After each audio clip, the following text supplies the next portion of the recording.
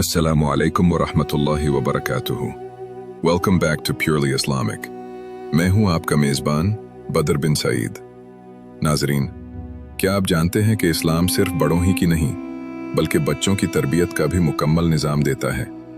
आइए इस बारे में रसूलुल्लाह सल्लल्लाहु अलैहि वसल्लम की एक बहुत ही खूबसूरत और रहनुमाई से भरपूर हदीस सुनते हैं। रसूलुल्लाह सल्लल्लाहु अलैहि वसल्लम ने इरशाद फरमाया, जब बच्चे 7 साल के हो जाएं तो उन्हें नमाज पढ़ने का हुक्म दो, और जब वो 10 साल के हो जाएं तो नमाज न पढ़ने पर उन्हें तंबीह और तादीब करो और उनके बिस्तरे अलग अलग कर दो।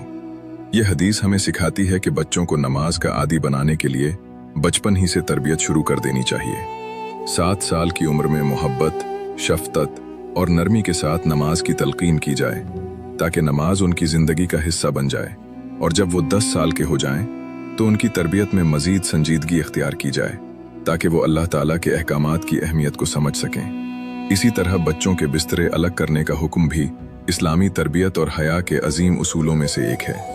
याद रखें, नेक औलाद इत्तेफाक से नहीं बनती बल्कि अच्छी तरबियत, दुआ और मुसलसल मेहनत से बनती है।